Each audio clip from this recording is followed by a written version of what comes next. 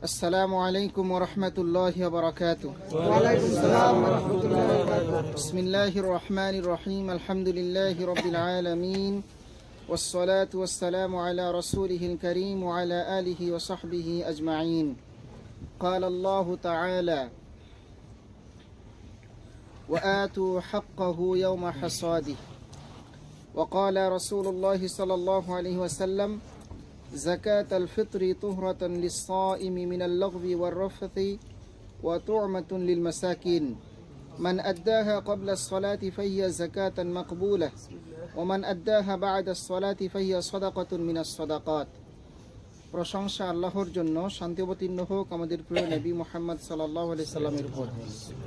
সম্মানিত ভাইরা, আজকে আমরা যাকাতুল ফিতর বা ফিকহুজ যাকাত এই পর্বের পঞ্চম পর্ব আলোচনা শুরু করতে যাচ্ছি।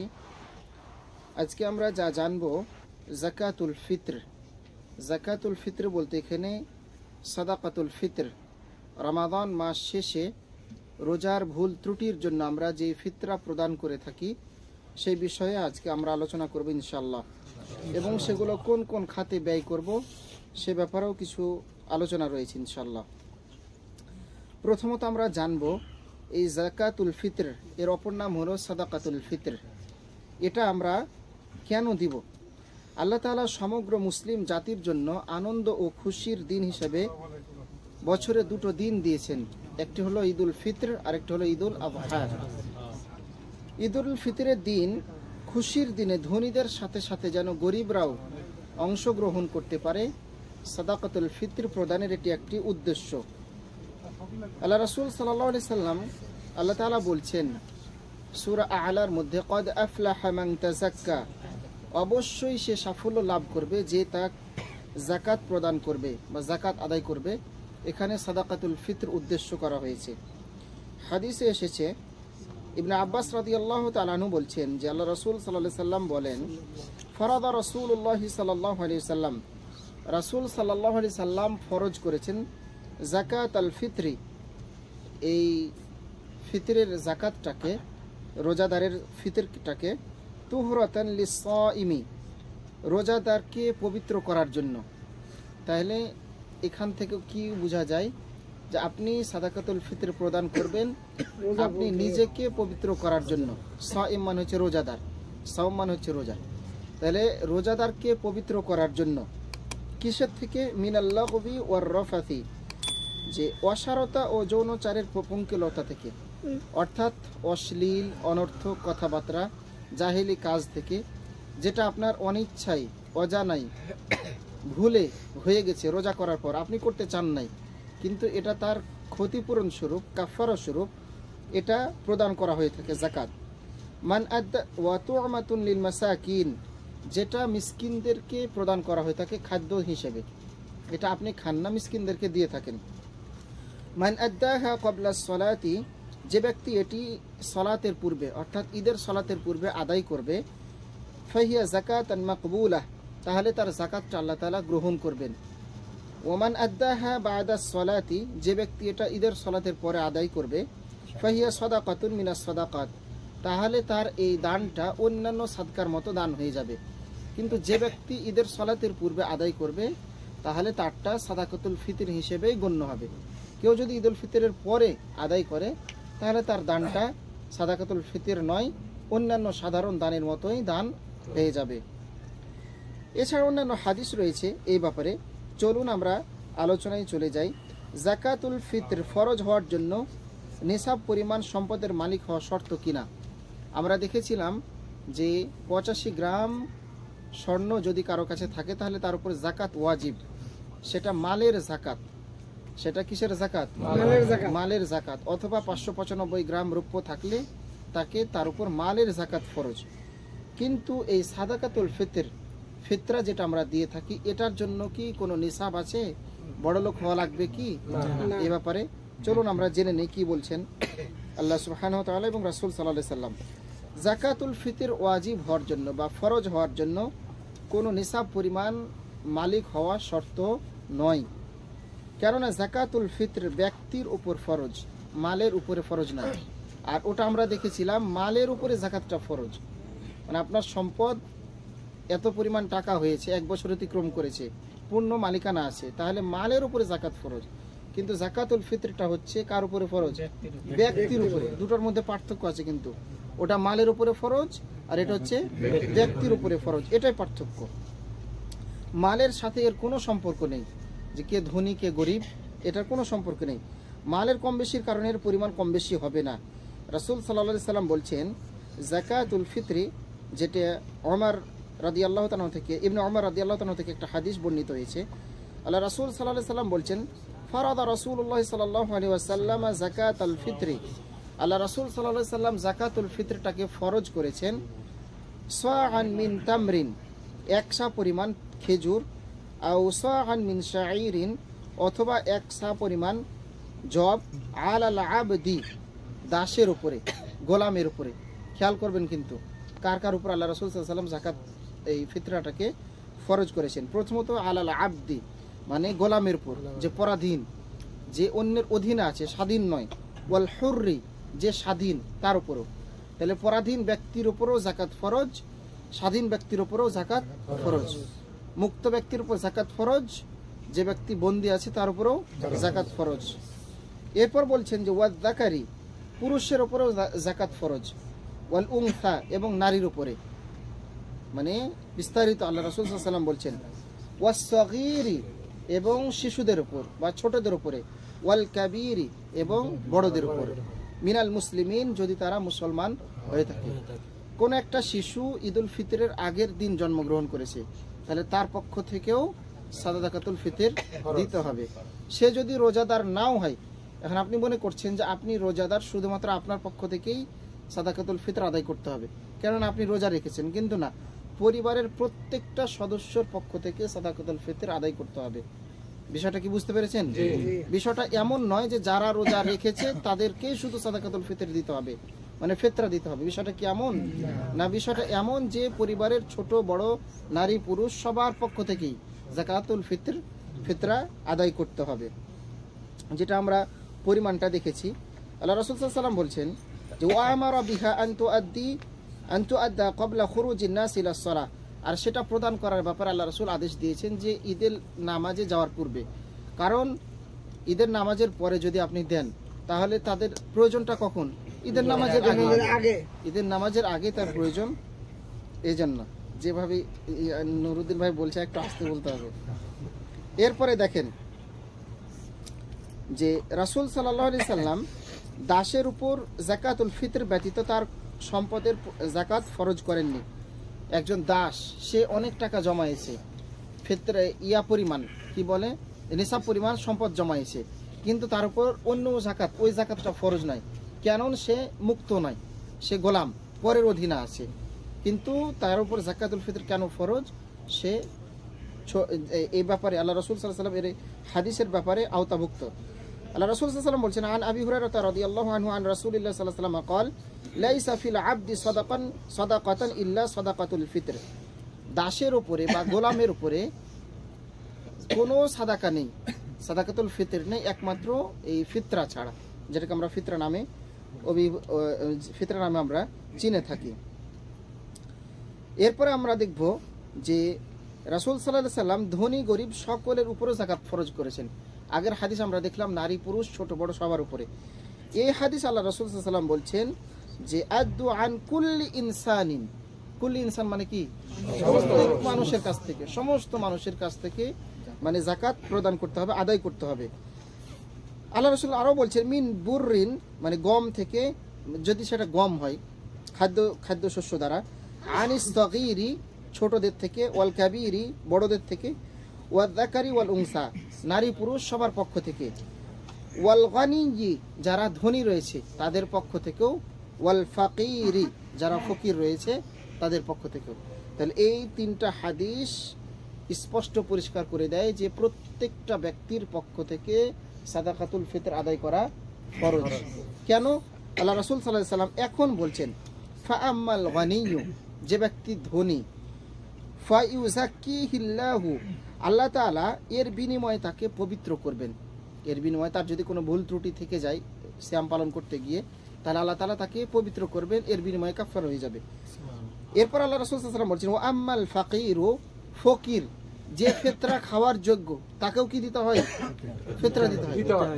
যে ফিতরা খাওয়ার যোগ্য, যে যাকাত খাওয়ার যোগ্য তাকেও কি দিতে হয়? ফিতরা দিতে হয় না কি দিতে হয় না? তাকেও ফিতরা দিতে হয়। তাহলে সে ব্যক্তি ফিতরা একদিকে খাচ্ছে আবার অপর দিকে সে ফিতরা দিচ্ছে, তাহলে এমন ব্যক্তিকে আল্লাহ রাসূল সাল্লাল্লাহু আলাইহি ওয়াসাল্লাম কেন যাকাত দিতে বললেন? এই যাকাত বলতে ফিতরা কেন দিতে বললেন? রাসূল বলে, ওয়া আম্মাল ফাকিরু, যে ফকিরদের বিষয়টা হলো, ফায়ারুদ্দুল্লাহু আলাইহি আকসারা মিম্মা আ'তা, আল্লাহ তাআলা তাদেরকে তারা যা দিয়েছেন তার চাইতে আরো অধিক পরিমাণে দিবেন, এই জন্য তাদেরকে সাদাকাতুল ফিতরটা দেওয়ার উদ্দেশ্য। অর্থাৎ তারা আল্লাহর রাস্তায় যতটুকু ব্যয় করেছে, একটা ফিতরা দিয়েছে, এর চাইতে অধিক পরিমাণ আল্লাহ তাআলা তাদেরকে বরকত দিবেন বা তাদের সম্পদ বৃদ্ধি করে দিবেন। এরপরের বিষয় যা আমরা জানবো, যা দ্বারা যাকাতুল ফিতর আদায় করা বৈধ, যা দ্বারা টাকা দিয়ে নাকি খাদ্যদ্রব্য দিয়ে যাকাতুল ফিতর আদায় করবেন, এ ব্যাপারে আমরা জানবো যে উত্তম হলো বা সুন্নাহ পদ্ধতি হলো বা অধিকাংশ উলামায়ে কেরাম যেটি বলেছেন সেটা হলো, মুসলমানদের উপর যেমন যাকাতুল ফিতর ফরজ করা হয়েছে তেমন কি দ্বারা যাকাতুল ফিতর ফিতরা দিতে হবে সেটাও নির্ধারণ করা হয়েছে। আমরা দেখব রাসূল সাল্লাল্লাহু আলাইহি সাল্লামের একটা হাদিস, আমাদের কারো কথা নয়, রাসূল সাল্লাল্লাহু আলাইহি সাল্লাম যেটা বলেছেন আমাদের উপর, আমাদের জন্য উচিত হলো সেটাই মানে মানা আর কি। দেখেন আল্লাহ রাসূল সাল্লাল্লাহু আলাইহি সাল্লাম বলছেন, আদু, তোমরা আদায় করো। আমরা আদায় বলি না, এই আদা শব্দটি কিন্তু আরবি শব্দ।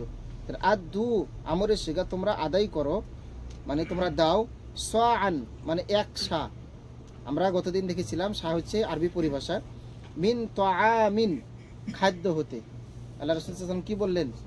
খাদ্য হতে এক সা পরিমাণ তোমরা সাদকা দাও, ফিল ফিতরি, ফিতরের অর্থাৎ সাদাকাতুল ফিতর তোমরা এক সা পরিমাণ খাদ্য দ্রব্য দ্বারা দাও। আল্লাহ রাসূল সাল্লাল্লাহু আলাইহি ওয়াসাল্লামের হাদিসটা আমরা এখান থেকে স্পষ্ট হয়ে যায়। আরেকটি হাদিস আবু সাঈদ খুদরি রাদিয়াল্লাহু তাআলা বলছেন, খাদ্য দ্রব্য দ্বারাই যে যাকাত দিতে হবে এটি যে সুন্নাহ পদ্ধতি, এই ব্যাপারে আবু সাঈদ খুদরি রাদিয়াল্লাহু তাআলা বলছেন যে, কুন্না নুখরিজু যাকাতাল ফিতরি, আমরা যাকাতুল ফিতরটা আদায় করতাম, সাআন মিন তাআমিন, এক সা পরিমাণ, তাআম মানে কি? খাদ্য দ্বারা, খাদ্য দ্বারা এক সা পরিমাণ আমরা যাকাতুল ফিতর আদায় করতাম।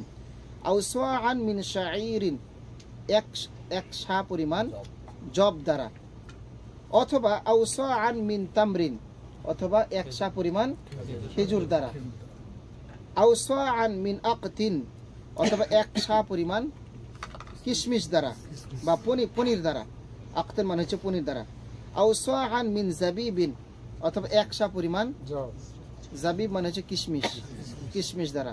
এখানে কয়টা জিনিসের কথা উল্লেখ হলো? 5টা জিনিসের কথা উল্লেখ হয়েছে। আবার দেখেন, আও সাআন মিন তাআমিন, খাদ্য দ্রব্য দ্বারা, তার প্রথমটি হলো মিন শাঈরিন, জব দ্বারা, আও সাআন মিন তামরিন, খেজুর দ্বারা, আও সাআন মিন আকতিন, পনির দ্বারা। এটা প্রধান খাদ্য ছিল তাদের, 4টা জিনিস আর কি। আও সাআন মিন জাবিবিন, এবং কিশমিশ দ্বারা। তাহলে প্রত্যেকটাই কিন্তু কিসের দ্বারা? খাদ্যদ্রব্য। এখানে তাআম শব্দটি আল্লাহ রাসূল সাল্লাল্লাহু আলাইহি ওয়াসাল্লাম উল্লেখ করেছেন। এখন আমরা বলি যে এগুলো হচ্ছে মূল নীতি, অর্থাৎ এক একজনের খাদ্যদ্রব্য ছিল, প্রধান খাদ্যদ্রব্য ছিল খেজুর, কারো প্রধান খাদ্য ছিল পনির, কারো প্রধান খাদ্য ছিল কিশমিশ, কারো ছিল জব। তাহলে আপনার যেটা প্রধান খাদ্য, মানে আপনার যেটা না হলে চলেই না, যেমন আমাদের ভাত না হলে চলেই না, পাকিস্তানিদের রুটি না হলে চলেই না। তাহলে আমরা এখন হাদিসের মধ্যে পেলাম না ধানের কথা, চাউলের কথা, পেয়েছি কি? পাই নাই। কিন্তু একটা মূল নীতি পেয়েছি। বাইরে কে কথা বলছে দেখেন তো? আমরা একটা মূলনীতি পেয়েছি যে খাদ্য দ্রব্য দ্বারা, আল্লাহ রাসূল কি বলছেন? মিন তাআমিন মানে খাদ্য দ্রব্য। আমাদের খাদ্য দ্রব্য কি? চাউল। আমরা যে চাউল খাচ্ছি, যেই পরিমাণের, যেই মাপের, যেই মানের আমরা চাউল খাচ্ছি, ওই চাউল দ্বারা আমরা ফিতরা আদায় করব। এটাই হলো সুন্নাহ পদ্ধতি। এখন আমরা দেখব যে টাকা দিয়ে বা অন্য কিছু দিয়ে ফিতরা আদায় কখন প্রচলন হয় এবং কার মাধ্যমে। আমরা দেখব যে টাকা দিয়ে যাকাতুল ফিতর আদায় করা বৈধ কি না। আমরা দেখব যে ইসলামের সোনালী যুগে মুদ্রার প্রচলন ছিল। মুদ্রা মানে হচ্ছে টাকা নয়, মুদ্রা মানে হচ্ছে প্রত্যেকটা দেশের ধাতু বা নগদ অর্থ যেটা লেনদেন করা হয় যেটা দিয়ে, যেমন রুপি হতে পারে, অথবা রিয়াল হতে পারে, অথবা দিনার হতে পারে, অথবা বাংলাদেশের টাকা হতে পারে, ডলার হতে পারে, ইউরো হতে পারে ইত্যাদি। তাহলে ইসলামের সোনালী যুগে রাসূল সাল্লাল্লাহু আলাইহি ওয়াসাল্লামের জামানায় এর মুদ্রার ব্যবহার ছিল। যেমন আমরা কালকে দেখেছিলাম আলোচনায় যে দিনার এবং দিরহাম, দিনার বলা হয় স্বর্ণের মাধ্যমে যেটা তৈরি করা হয় তাকে, দিরহাম বলা হয় রৌপ্যের মাধ্যমে যেটা। সাহাবায়ে কেরামের জামানায় কিন্তু এটা ছিল, কিন্তু রাসূল সাল্লাল্লাহু আলাইহি ওয়াসাল্লামের জামানায় কেউ কি মুদ্রা দিয়ে কখনো যাকাতুল ফিতর আদায় করেছিলেন? করেন নাই। সবাই ওই টাকা পয়সা থাকা সত্ত্বেও, তখন নোট ছিল না, কাগজের নোট ছিল না, কিন্তু মুদ্রা ছিল, তা সত্ত্বেও তারা খাদ্য দিয়েই যাকাতুল ফিতরটা আদায় করেছিলেন।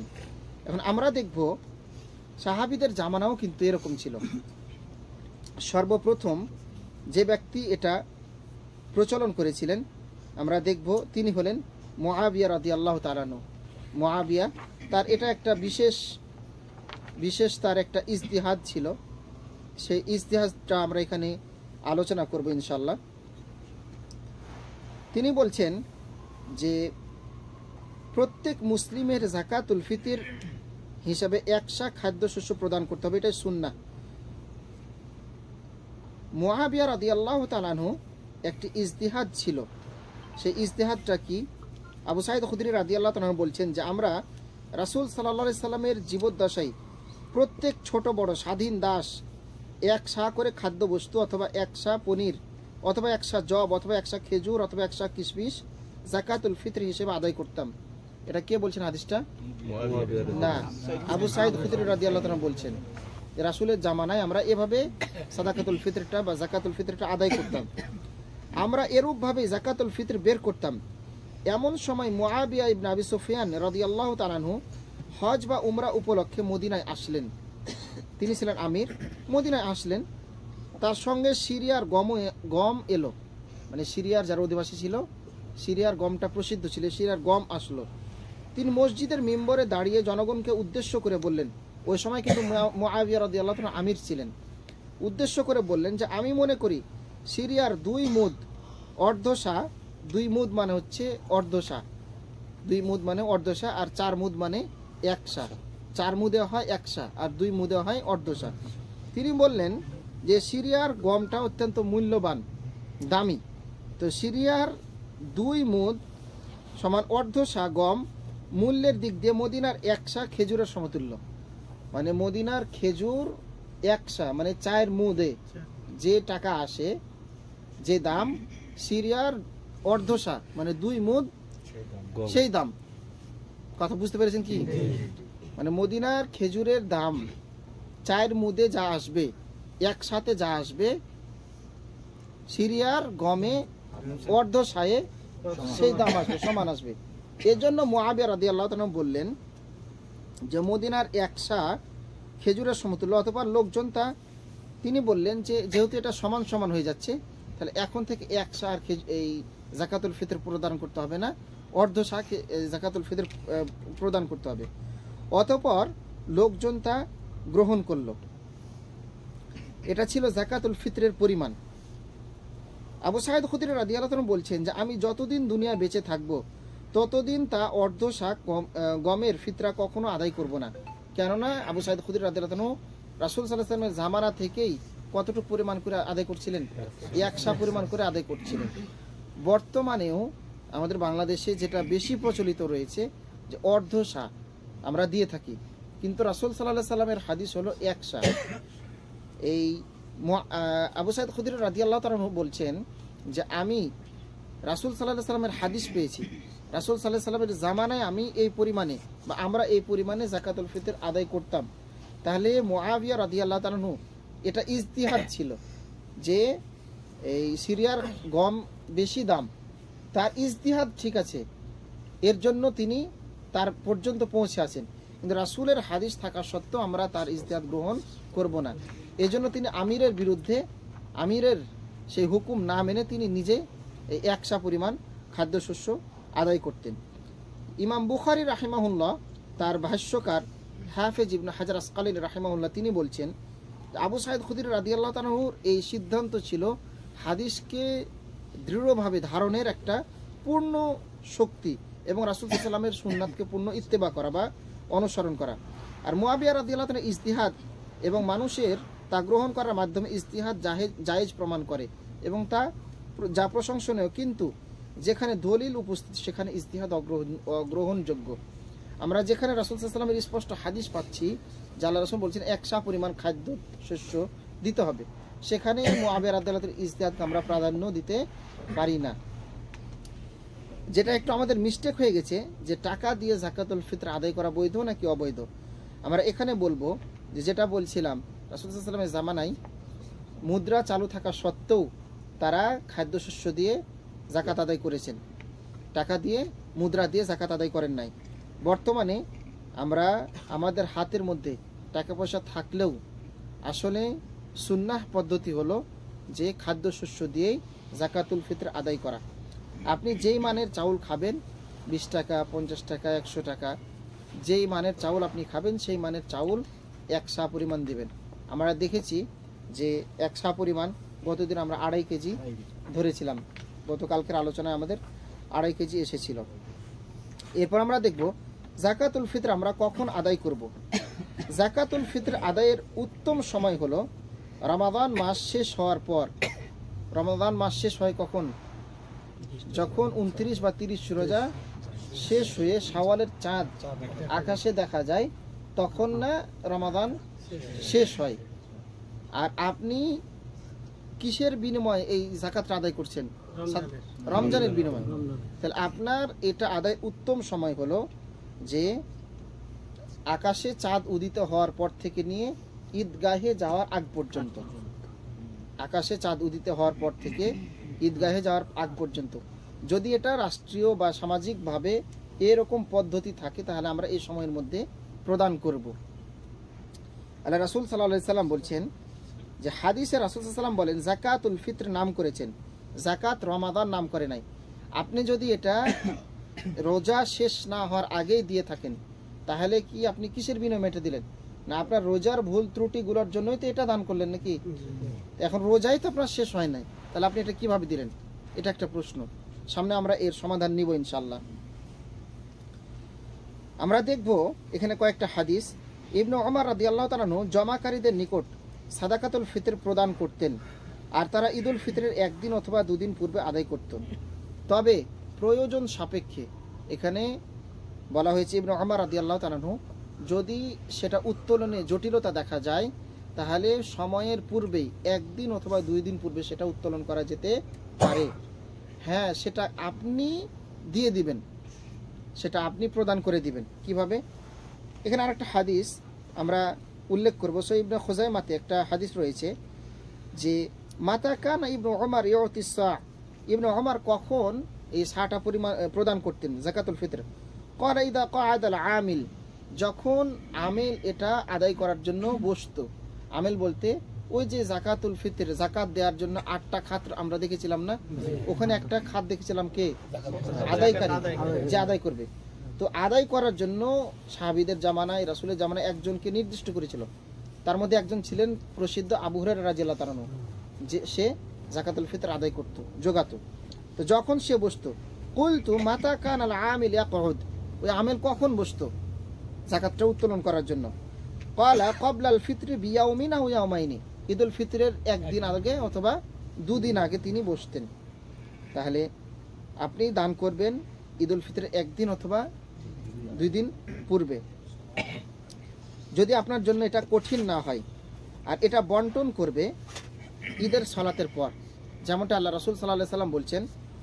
আবু হুরায়রা রাদিয়াল্লাহু তাআলা বলছেন যে ওয়াক্কালানি রাসূলুল্লাহ সাল্লাল্লাহু আলাইহি সাল্লাম বিহিফযি যাকাতি রমাদান, আল্লাহ রাসূল সাল্লাল্লাহু আলাইহি সাল্লাম আমাকে নিযুক্ত করেছিলেন রমাদান মাসে যাকাতুল ফিতরটাকে রক্ষণাবেক্ষণের জন্য, আমাকে নিযুক্ত করেছিলেন। এরপর আমরা দেখব সর্বশেষ যে বিষয়টি, যাকাতুল ফিতর কাদের মাঝে আমরা বন্টন করব। যাকাতুল ফিতর আমরা বন্টন করব, সংক্ষেপে যেটা বলবো, যাকাতটা আমরা যাদের মাঝে বন্টন করেছিলাম তাদের মাঝে আমরা বন্টন করব। যাকাতুল ফিতর আমরা কতজনের মাঝে মাঝে বন্টন করেছিলাম? 8 শ্রেণীর মাঝে বন্টন করেছিলাম। ঠিক ওই 8 শ্রেণীর মাঝে আমরা এই ফিতরাটা বন্টন করব।